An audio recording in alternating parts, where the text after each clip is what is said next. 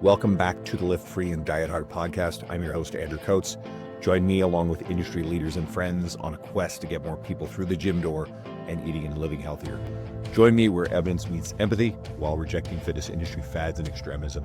Let's begin. Dr. Joseph Munoz. Joey Munoz, my friend, PhD, nutrition sciences, founder of Fit for Life Academy, nutrition, training, fitness educator. I think your media has been exploding. I love seeing what you're doing. Big smiles, very genial energy. I think you're one of the good guys in the industry. It is great to have you on. Thanks for being back. No, thank you for having me on, man. It's an honor. And I always have a massive smile on my face. So no matter how hard, if I try to be serious, I can't be serious. So just thank you for having me on, man. I know we did an episode together a while back, but it's happy to be here again and connect with you. Great. And anybody who enjoys you and your media, if they go back to that episode, they're to get more of a coaching career-based thing. And of course, now I'm focused on pivoting.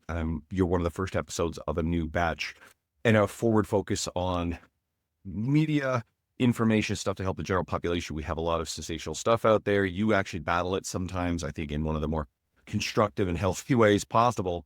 So let's actually go into this. So first thing I was thinking of, I'm creating a bit of a false dichotomy here, but what's more dangerous? The alluring ideas that actually seem plausible, let's say the stuff like the carb insulin hypothesis, which I think could be constructed in narrative, makes it look really appealing, or the more outlandish shit like the carnivore diet, which of course attracts extreme minds. Yeah, I think in terms of how harmful something could be, I think the more outlandish things are definitely more harmful, right? Because I think the more ridiculous something is, the more potential for harm there is. I think with some of the more subtle things that are just incorrect, there's a difference between something that's harmful and something that's just incorrect, right? And I think the incorrect things can be harmful in the sense that they waste people's times, right? People want to achieve a particular goal. They think that this particular diet or this particular form of training will help them achieve that goal because of some said rationale, and that rationale isn't necessarily true. But in reality, it may not be as harmful as doing a carnivore diet or whatever other ridiculous type of diet there is out there. So I would definitely say that the outlandish, ridiculous statements are more harmful than the more subtle ones, for sure. You remember the snake diet? No, I don't know the snake diet. Oh God, he's been kind of quiet. He's actually from my neck of the woods up here, and it took a lot of the obesity codes, principles about fasting, and took them to extremes. Anyway, anybody listening who knows what I'm talking about, just go do a Google search or go on YouTube. You're going to see some really outrageous shit. So, but if you're not familiar, won't linger on there. And then I got thinking about, like, remember carb backloading? Yeah. Remember how popular that was? And that turned out to be a whole bunch of nothing. Yeah. It's hard to remember sometimes all of the different hypes that there have been, but it's so many, man. And I guess something like carb backloading, if someone's eating in the right calorie range, I mean, this thing wasn't a panacea. It didn't do anything special. I remember there was a ton of hype about it because it goes into the whole, the belief that nutrient timing, things like carbohydrate timing around workouts, et cetera, was going to be this big thing for fat loss and leanness. And it just didn't manifest to be that way. Actually, do you want to explain kind of why that is? Do you mind providing a little bit more detail on the specifics of carb backloading? So if I remember correctly, it was a guy, I think it was Jay Kiefer, and he was a guy who was, I think, a physicist who wrote a book on carb backloading. And I remember, God, maybe a decade ago that there was some buzz about it. It's disproportionately pushing your carbs to the later part of the day or post-workout. And it seemed to mean that the carbohydrates would then, the fuel would disproportionately be used for recovery and muscle building. And it just somehow bypass the fact that extra calories could turn into fat. Yeah, it just doesn't make sense, right? It's difficult to address some of these things because oftentimes there are so many small little claims, and I think it makes sense to go like claim by claim and talk about why that isn't true. But it just wouldn't make sense that if you overfeed carbohydrates specifically because it's just post-workout, that it's just going to be used for glycogen storage or anything like that, right? First and foremost, there's an upper limit to how much glycogen we can store. And if you're just resistance training, you definitely do not deplete your glycogen storage from resistance training, right? Like glycogen storages are really depleted from like more long-term endurance type training where you're exercising for a prolonged period of time. When we lift, we rest in between sets and all of that good stuff. We're not really depleting glycogen. Everybody's glycogen storage capacity is different depending on their training status, depending on how much muscle they have. but everybody has a limit to how much glycogen they can store, right? And if you exceed that, excess carbohydrates, excess calories are definitely going to be stored as body fat. I mean, I think the science on that is pretty clear, right? There are redundant mechanisms by which if you store more carbs as glycogen, then more fat is going to be stored as fat. And if you use more fat as fuel, then you're going to convert other substrates into fat. And it really does just boil down to overall caloric intake relative to caloric expenditure. Now, unless there was some particular way where like eating more carbs later in the day would somehow result in way more calories being burned, which doesn't make sense either. That would be the only reason by which I would say maybe it makes sense, but I don't see a logical explanation there. It would be cool to hear somebody defend this because the I feel like people do a really good job of manipulating mechanisms in science to make things sound attractive, right? But what I like to do, and this is something I do in my content a lot, Andrew, is just instead of focusing on the minute details, just zoom out and look at the big picture, right? I'm sure this could be very similar to um, when people talk about low carb diets and insulin, right? It's like, oh, if you eat low carbs, your insulin stays low. Insulin is a fat storage hormone, therefore you lose fat if you don't eat carbohydrates. And if you eat carbs, you're actually blocking your ability to burn fat. It's like, okay, I could sit here for 30 minutes and talk about each one of those mechanisms and why they're incorrect. Or we could just look at population data and look at people that eat a lot of carbs and see if they're obese. They're just not, right? It's funny because as a total percentage of caloric intake, the US isn't like the highest in carbohydrate intake at all, right? A lot of other third world countries eat a much higher percentage of total calories coming from carbohydrates. They don't seem to be overweight or obese to the same rates as here in the States. And that's likely due because their overall caloric intake is lower. We also look at studies between low carb and high carb diets when calories are equated. We see no differences in weight loss, right? So people really focus on the mechanisms. I think it's so much simpler to just zoom out and see like, hey, is what they're saying actually true by just looking at what people do and looking at their behaviors. And I would also push back on the carb backloading stuff. Like if you're eating a ton of carbohydrates after training, and let's say you're somebody who trains after work, right? 7 p.m., 8 p.m., let's say you're done with your workout around that time, and then you have a massive amount of food. For some people, it can definitely impact sleep quality. We know how important sleep is for recovery, for muscle growth, for hunger regulation, for energy expenditure, for all of that great stuff. And then also, if you're not eating carbohydrates throughout the day, we know that caloric intake is more important, but you also want to make sure that you're fueling properly for training as well, right? I would argue that consuming carbohydrates prior to training in many ways may be more beneficial than consuming them after training. Like if you eat very little food going into your training, and I mean, people don't need science for this, just use common sense. If you don't eat all day and then you go train at 3 or 4 p.m., you're going to be hungry and you're not going to perform as well as you otherwise would. And we know that performance is the number one driver for progress, right? It's like, hey, yes, you're eating all these carbs after to stimulate recovery. But if the stimulus from training itself wasn't optimal because you're not fucking eating, that's not going to be ideal either. And I may be misrepresenting aspects of carb backloaded because I never got into it. I remember clients would talk about it. And I haven't heard it talked about in quite a long time. So it pretty much just died off. Watch now, the wrong person will hear this. It'll get in the wrong hands. All of a sudden, this legion, the same people who are like the seed oil brohards are going to get like, oh, what's this carb backloading thing? They find the book and all of a sudden it's the next fad again. Because these fads tend to be cyclical. I'm just waiting for it to circle back around.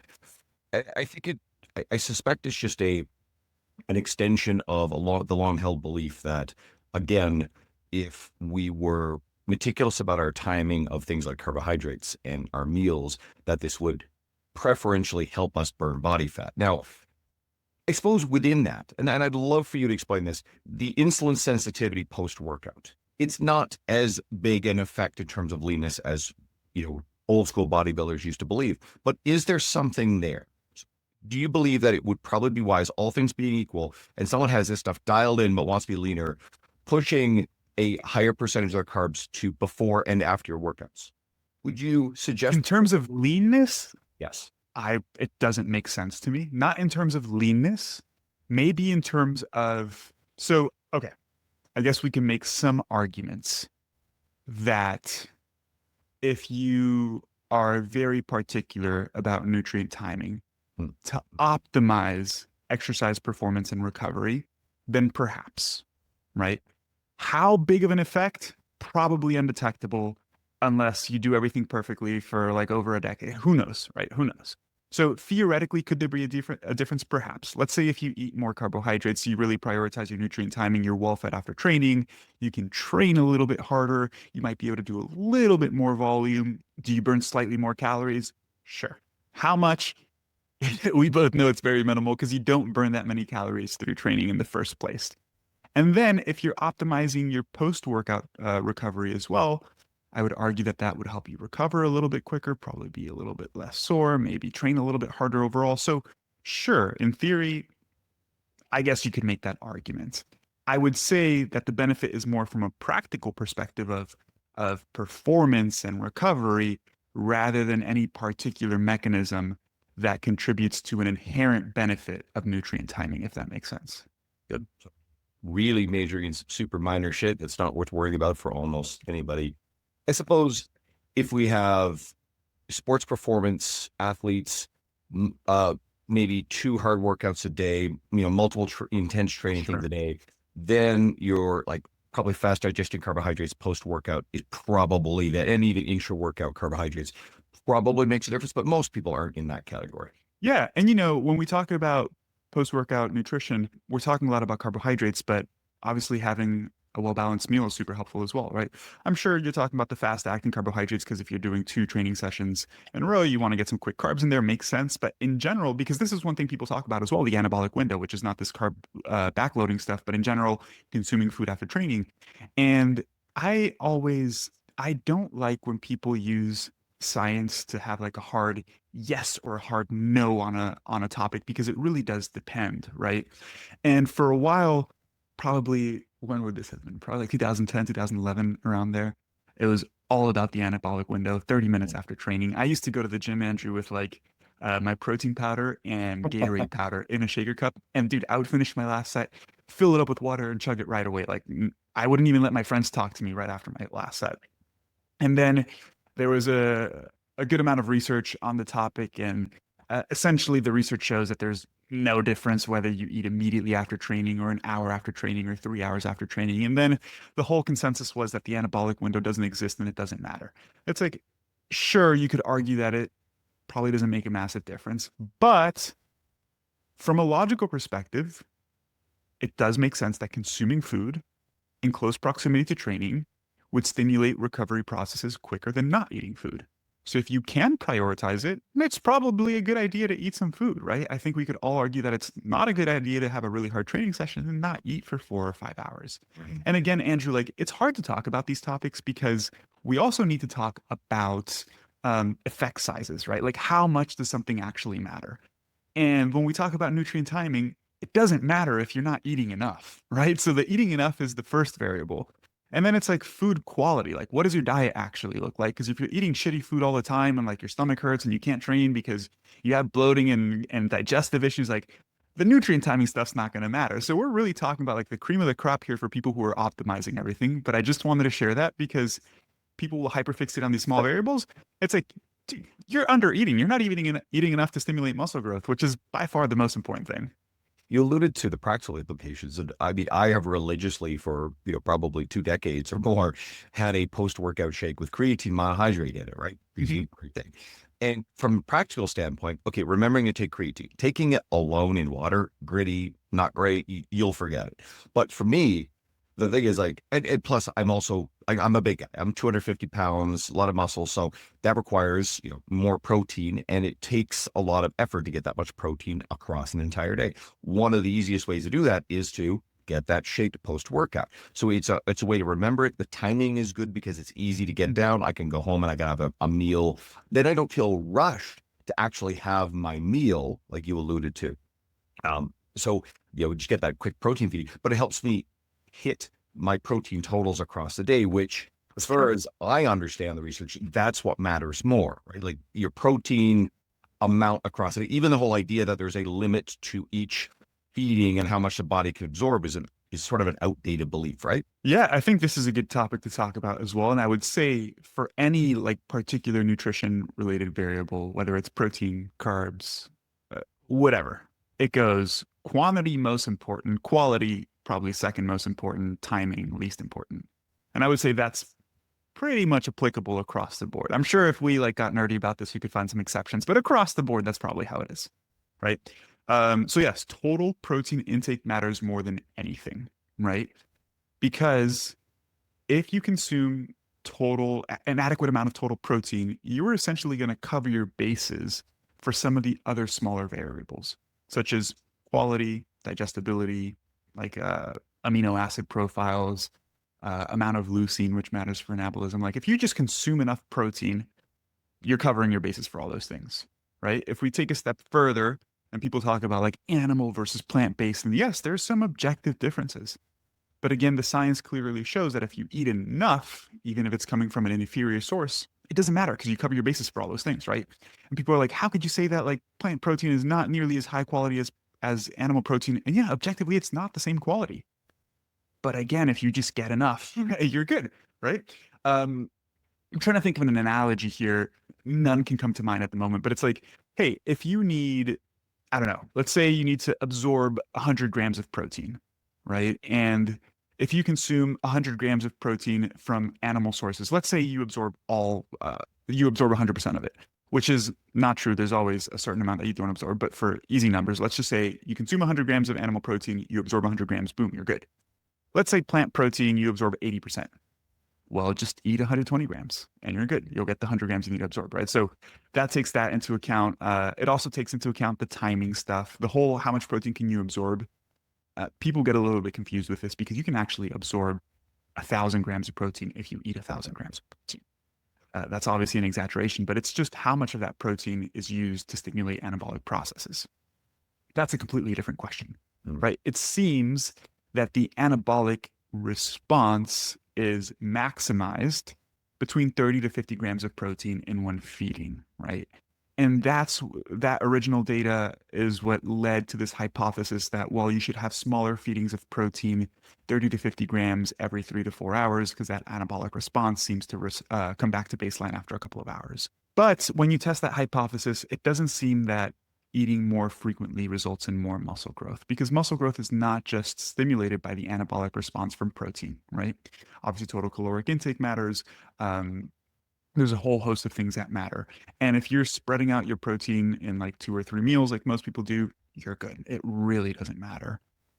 In addition to that, people often think that it's just like this anabolic effect of protein that results in muscle growth. And the truth is that even if you eat 30 to 50 grams of protein, a fraction of that is actually used to build new muscle. Muscle is actually built from a lot of the amino acids that are already present in the tissue, right? So we recycle amino acids as well. It's not just about stimulating anabolism, it's also about downregulating catabolism, which is the breakdown of muscle. So it's really the ratio between those two. So it seems like if you eat more protein or eat more food in general, like you may not stimulate more anabolism, but you may slow down catabolism, which results in the same thing, right? Net muscle growth. So it's way more complicated than just like how much protein do you absorb. What you just said there, we are constantly both burning and gaining body fat. We are constantly both burning and building muscle mass. But as you said, it's the directionality is which is happening at a greater rate. Yeah. Yeah. And this is a great perspective on caloric intake as well, because people are like, you need to be in a caloric deficit. It's like, yes. But if you analyze your day or your metabolism like minute by minute, different things are happening at different times of the day.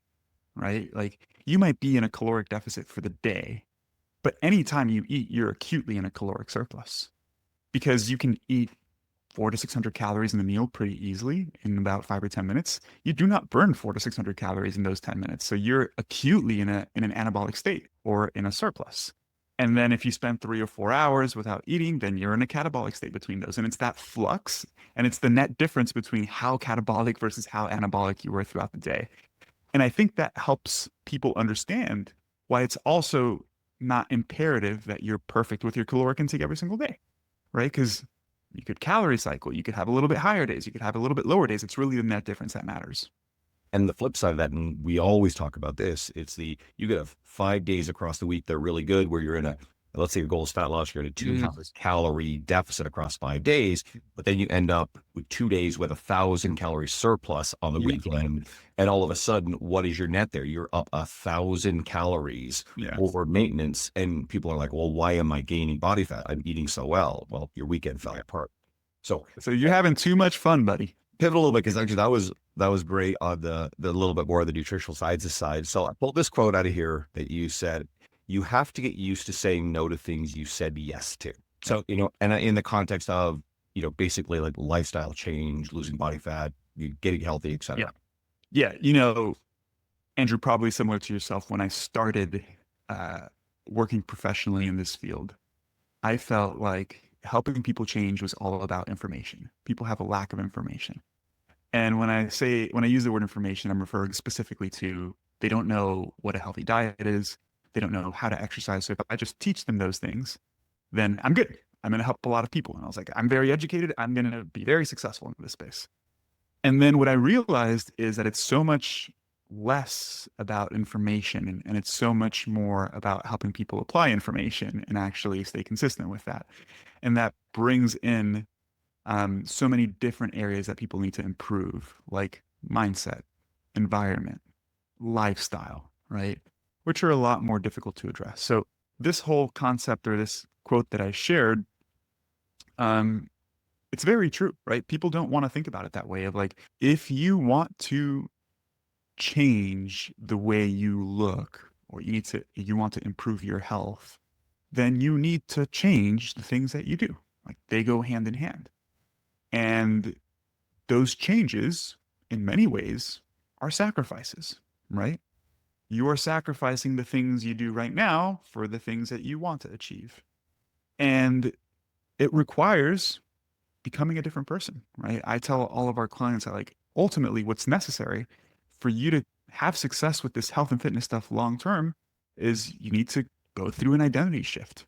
You need to stop being somebody who wants to be healthy and fit to somebody who is healthy and fit, right? And it's a small difference in words there, but the latter essentially does all of the healthy and fit things as a byproduct of who they are, right? Andrew, like you and I do not require discipline to go to the gym. I don't need discipline to go to the gym. I look forward to it. Like it's what I do because it's part of who I am. I identify as somebody who goes to the gym, and that's essentially what's necessary. And throughout that process of becoming, and I'm not going to use the word a better person because I think that's so subjective, right? But if becoming a different person and changing the things that you do to align with the things that you want to achieve, you're going to shed some people in your life, right? You're going to have to say no to certain things that you typically do because they don't contribute to the things that you want to achieve. I've had these conversations so many times with clients. I can think of one in particular. This client really wanted to lose weight, improve his health, and he was the typical type of person who yo-yos on and off really frequently. And when I say yo-yos, he would gain and lose 30 to 40 pounds. Like it wasn't just 5 pounds, right? And it didn't come down to lack of discipline. It didn't come down to like not knowing what to do. It didn't come down to motivation. It didn't come down to not enjoying the things because he enjoyed all those things. It was really his friends that would sabotage him. Like every weekend, his friends would peer pressure him to go out drinking. When he would drink, then he had no self-control around food. And same thing that you were saying, he was perfect throughout the week, and then every weekend would ruin it. I'm like, dude, that needs to change. You either have a conversation with your friends, ask them to be more supportive, ask them not to peer pressure you to drink. If this stuff is important to you the way that you're saying that it is important to you, because if it's not important to you, throw everything I'm saying out the window. But if it is important to you, this needs to happen, right? Because yes, you know that when you go to the restaurant, you should probably not be eating 2,000 calories of chips and salsa and queso or whatever it is. But actually putting that into plan or into action is a lot more difficult. And if you have people around you that are peer pressuring you to do those things, that makes it even more difficult, right? One thing that we talk to clients often about is that it's not really about being disciplined or being what's the word here I'm looking for? Essentially self-discipline, right? Like you actually want to modify your environment, so you have to use discipline as little as possible, right? Like if you are in a position where you're tempted to eat certain foods or tempted to do things that don't contribute to your goal, and you do that frequently, it's going to be way more difficult to be disciplined than if you just didn't do those things, right? A whole book That's on essentially this. where that was coming from. This whole book on this nudge. It's on. They describe it as paternal libertarianism, and they even self-admittedly like don't love the name, but it's about shaping your environment, right? And Mhm. social engineering, I suppose, in a way.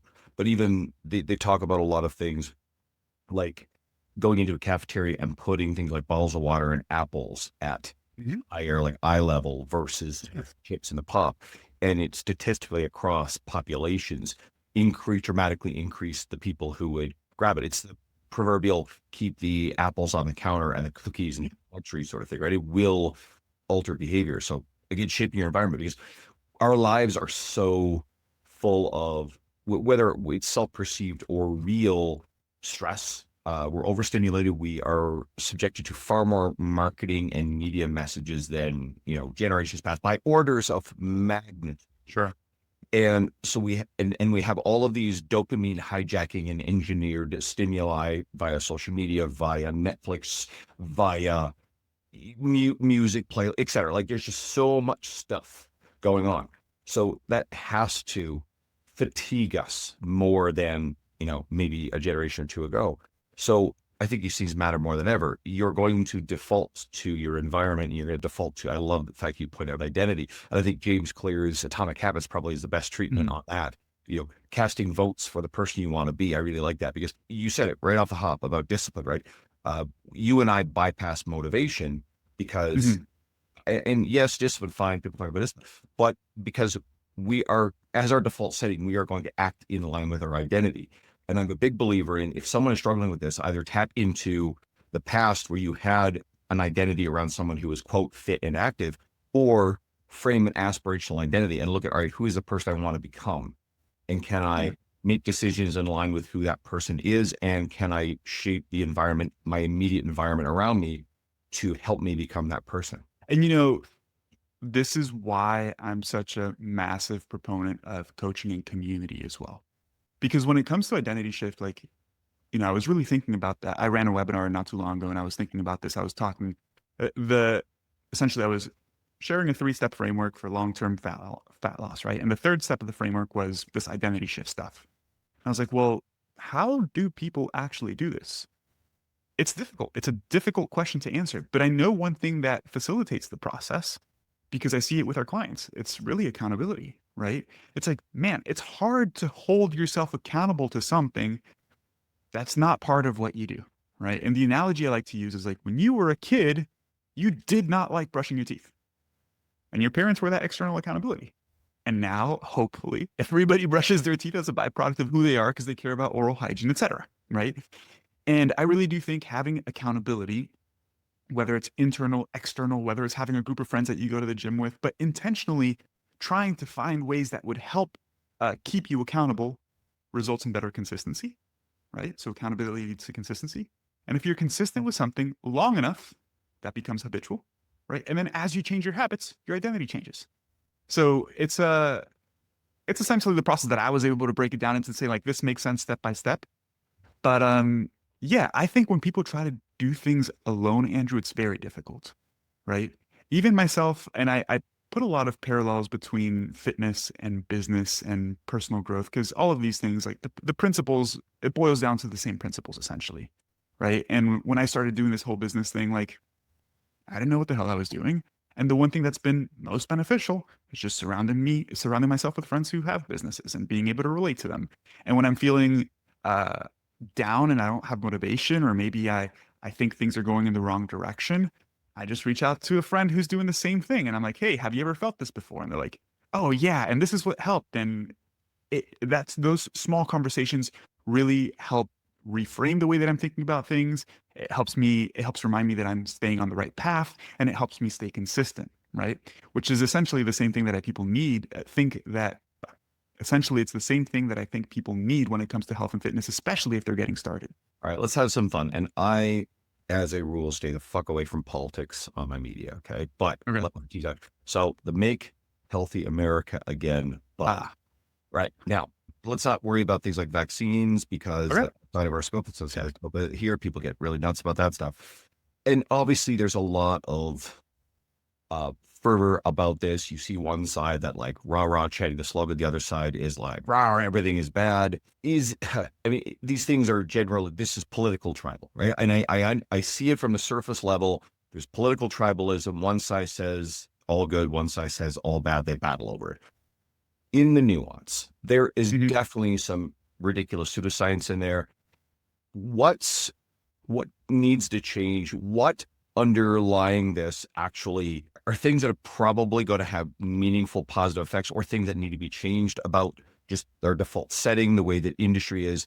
And what are the things that are part of this broad sweeping thing that, okay, these are big red herrings, your food dyes, your seed oil type stuff? Sure, this is a loaded question. So I'm sure I'm going to start rambling a little bit. Feel free to direct me in any particular direction. Okay. First and foremost, I think that hyperfixating on individual ingredients moves the needle very little. For example, um, I saw a quote. It could be real. It could not be real. Of RFK saying something like substituting seed oils for beef tallow for fries, for example. That might or may not be an actual quote, but it could be a particular initiative. Would that make any difference in health outcomes? Literally none. Literally none. One, first and foremost, there's pretty robust science showing that seed oils are not inherently harmful. And people talk about the omega-6 content and oxidation and this and that. Listen, should you use an oil 20 times over and let it become rancid and all that stuff? Like, no, you shouldn't do that. Maybe there should be some sort of, you know, regulation, for lack of a better term, in terms of like how often these things can be used, etc. But in general, seed oils themselves are not inherently harmful. Omega-6s, yes, mechanistically can contribute to inflammation, but omega-6s can also just be used for energy production. When we look at people who eat more omega-6s, they don't have more inflammation, they don't have more disease.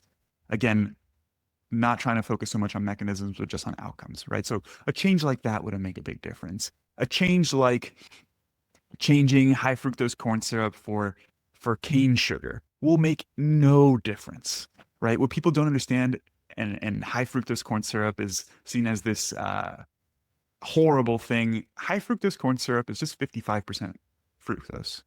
Do you know how much fructose is in normal table sugar? 50%. Okay, so it's just a very minor difference. It really doesn't matter. Sucrose, a molecule of glucose, a molecule of fructose. That's like exactly. So people really focus on these small, little, minute details. In the case of like high fructose corn sugar versus normal, or corn syrup versus normal sugar, or what's the other one we just said? Seed oils versus beef tallow. Those things make no differences on health. Now, if we go a step further and talk about other things, like perhaps some dyes or microplastics or whatever it is, we can say that pretty much anything can be harmful and deadly at a particular dose, right? And so we need to establish guidelines to determine what sort of risk are we willing to take. For example, if you drink too much water, you drown and die, right? That's an extreme example. But essentially, we can say that, hey, up to a certain amount of a particular ingredient, it's pretty much safe. It's not going to be harmful, etc. Right? And unless you think that all research is just corrupt and funded by big food companies and it's all fabricated, like if that's your belief, I mean, I don't know what to say, right? It's the same as like people who believe that the earth is flat. It's like, man, you can show all this data. It doesn't matter. It's what they believe, right? So if you believe it, like, I mean, whatever, nothing that I say here is going to change your mind. You give a study that confirms their biases, like this whole fiasco over this news media about study that completely misrepresented, that supposedly linked seed oils with colon cancer, which of course is not what the study said at all. Yeah. Yeah. And it's like, hey, do we know that particular food dyes, if given in extremely high doses in animal studies, cause adverse health outcomes? Yes. But when we look at the quantity that is present in a particular food relative to those doses, it's like a fraction of a fraction. And then we can also study longitudinally, do people who consume more of these things while controlling other variables have adverse health outcomes? And we haven't found that, right? So it's a complicated topic, Andrew, because people really fixate on these small little variables and they don't really move the needle in any particular direction. Right? And then people, it's funny because people, for some reason, hyperfixate on these things when it comes to food, because apparently eating something is completely different than like wearing something or sleeping on something or putting something up to your ear, right? But we're interacting with artificial things all day, every day, right? And it's like people think like, hey, you eat something, so it's doing something bad to you internally, but our bodies are really just a tube. If you put it simply, our bodies are really just a tube, and our skin absorbs stuff like, and if you just take it to that extreme, like you can't just live life in a modern society. You can't, right? Because you can argue that everything is harmful. I'm sure you've probably seen um, people who obsess about every small little thing, radiation, right? Turning off Wi-Fi when they go to sleep. It's ridiculous, man. And that's essentially a direction it goes in. There's levels to that, right?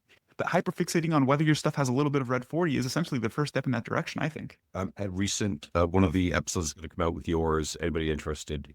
Ali Gilbert was on and talked about declining testosterone levels and got into some stuff like microplastics. So I think there's probably something genuinely there, but that's outside the scope of our Yeah, talk. exactly. Tackled that recently. What could we change? I mean, I'm a big believer that, regulation, government, society, in a perfect world, we would probably want to make some meaningful changes to help people. To a degree, right? I don't like authoritarianism as a principle to be like, all right, here's how you're going to live your life. But at the same time, I think that you can't wait for this stuff. I think people need to embrace change on the individual level. Of course, there's a quarter of our industry that screeches like demons if you make any suggestion of personal responsibility. I think we're tired of listening to those people, and I don't think there's any credibility into that nonsense. But as part of this, are there any things that would move the needle? Maybe as part of what's already being discussed, or maybe it's not even being said. Are there things that you would like to see to say, hey, if you guys really were serious about meaningful change, what? And it's drinking raw milk. Yeah, I would say it's funny. I'm sure you follow Dr. Adrian Chavez. I do. He's wonderful. He's brilliant. So he made a post on this because he was getting a lot of backlash on this whole make America healthy thing again. He's like, if you actually want to make America healthy again, provide more funding for extracurricular activities in school for kids, right? Like physical activity is way more important. Can we get people more physically active? How can we do that? That's going to move the needle way more than removing red 40 from Fruit Loops. Things of that nature, right, man? Like it's hard to say particular things when it comes to ingredients in relation to food, because I really don't think it would move the needle much at all. I think the issue comes down to the fact that we live in a capitalistic society, and if people buy stuff, we're going to make more of that stuff, right?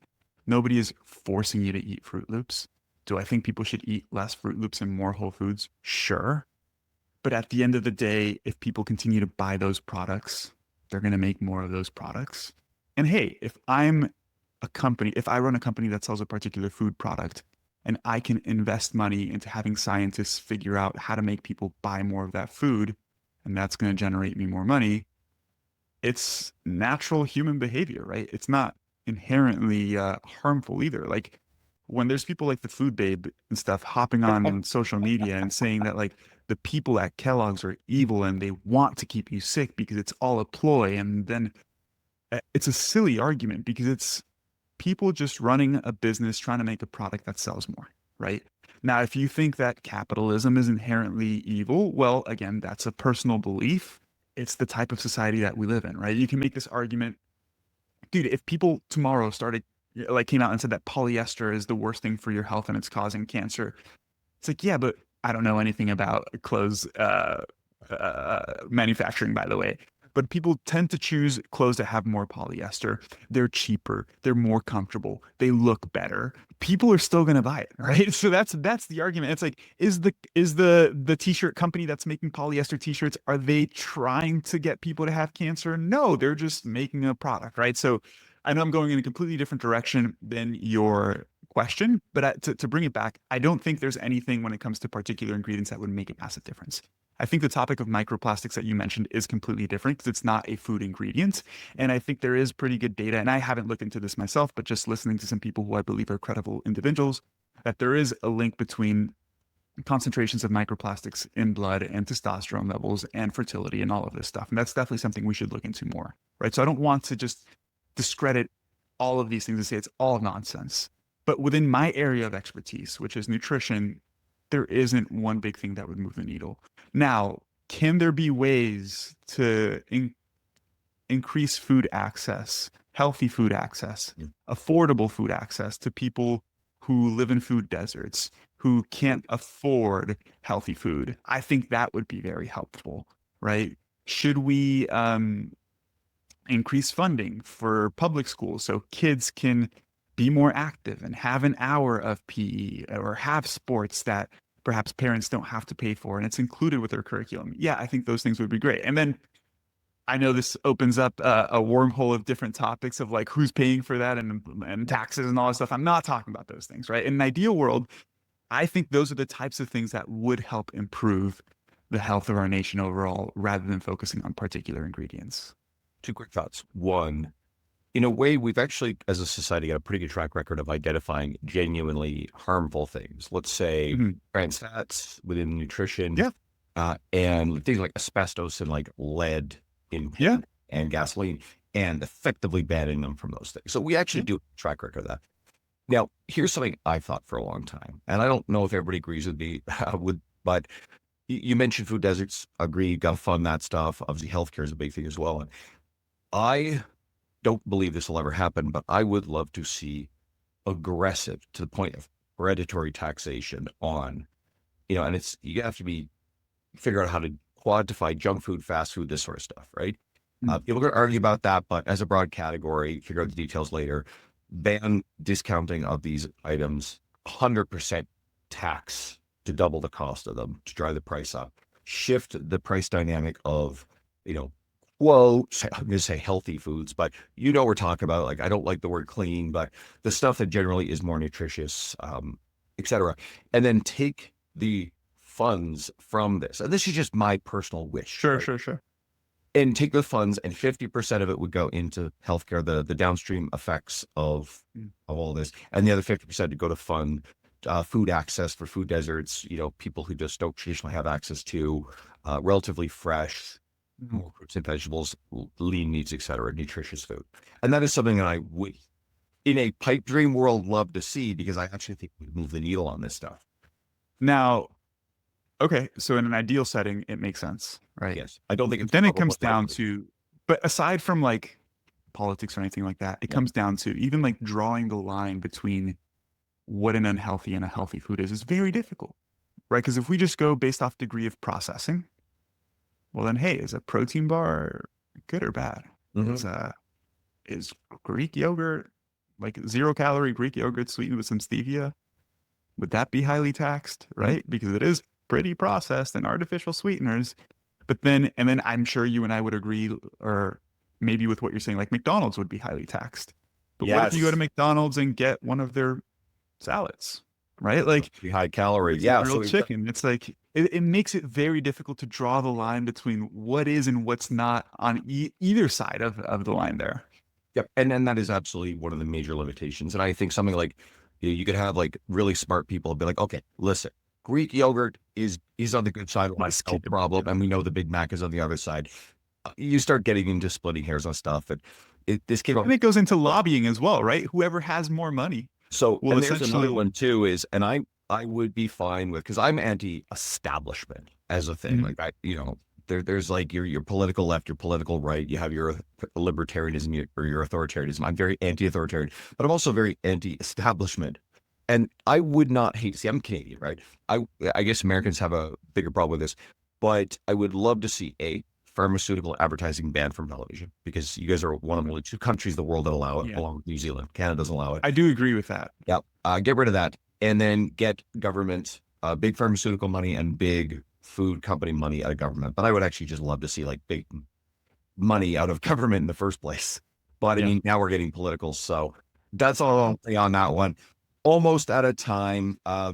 You've been amazing. I actually love having these conversations with you, and these get kind of into the murky stuff that I honestly hope the fitness professionals listening are kind of like, okay, well, this stuff's going to help me with my clients.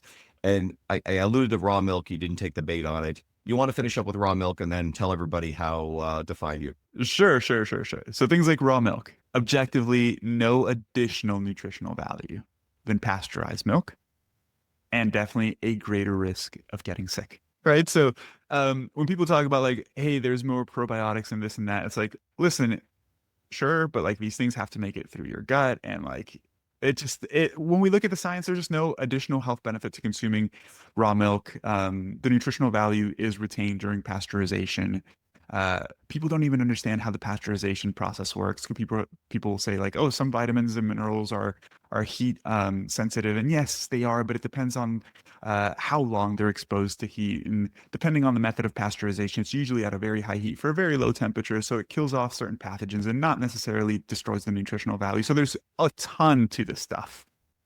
But the science doesn't show any nutritional value or any additional nutritional value to consuming raw milk. And there definitely is a risk, right? It's like, why take the risk for no additional value unless you believe that there is some sort of nutritional value? Or you just look cool on social media, like opening up a thing of raw milk. There was one recently, Metabolic Mike?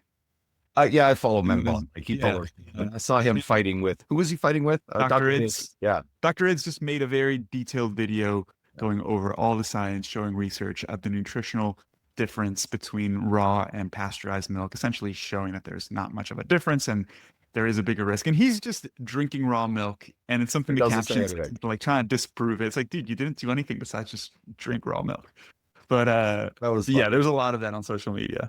Bread kicking his stomach. And sometimes I just kind of laugh at it. Oh, man, I appreciate you. Can you tell everybody where to find more of your stuff? Your gentle myth busting, because I find it's usually kind of gentle and not as irascible as maybe like a Lane Norton, who's used to Yeah. work for one of your mentors, and Yeah. I love Lane.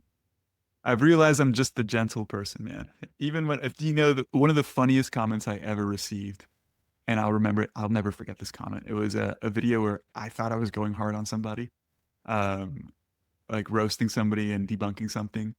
And somebody commented, even when Joey goes hard, he's still very kind and gentle. I was like, dude, all right, I guess it's just who I am. But jokes aside, if you guys want to learn more from me, just at Dr. Joey on all socials. And my podcast is the Dr. Joey Munoz Show. And if you want to learn about what we do, fitforlifeacademy.health is our website. It's on all my social media. You'll send me the links. I'll put it in the show notes. And as I said at the very beginning of this stuff, this is one of the early drop episodes of a new approach. I'm trying to hit a larger audience, more general audience. I know the coaches who have traditionally listened to it, you can go back. Anybody who's interested, you've been on my podcast before. We talk a bit more about career fitness industry based stuff. Mhm. It's a great episode. Just scroll, you'll find it. It's awesome. But for everybody who has people in their world who are maybe they're a little confused, maybe they're confused by the very stuff that we're talking about here. It's a relevant topic because it is so lightning rod stuff right now. Like this is a stuff that it's all over social media. It is this tribal polarized argument. And I always like cautioning people, whenever you see tribal type things or identify something's tribal, Mhm. and then you notice that there's some of these like really crazy things or some that's like, oh man, that makes sense. And there's some really crazy shit. A lot of people will just follow the tribal ideology and go, yes, yes, yes to everything. Yeah. You know what? Catch yourself if you're going to do that and maybe pause and evaluate items issue by issue and go, okay, that one makes sense, but that's just friggin' lunacy. So you know what? Maybe I'm not going to toe the tribal line on this. And because I don't like thinking in terms of belonging to any particular tribe. So I specifically try to identify things issue by issue and go, I think that's nuts. Whereas I actually think there's some merit to that. Right. Right. So I'm hoping to help. And if you've got people in your world who are confused by this or want to learn more, take this episode, share Joey, share this episode with that person, click on a link, put it in a text message. And that is how you help me reach more people because I want to grow this. I'm rejuvenated. This is a lot of fun. I've been really enjoying recording these episodes. I've got a lot of great guests planned. Joey, thank you.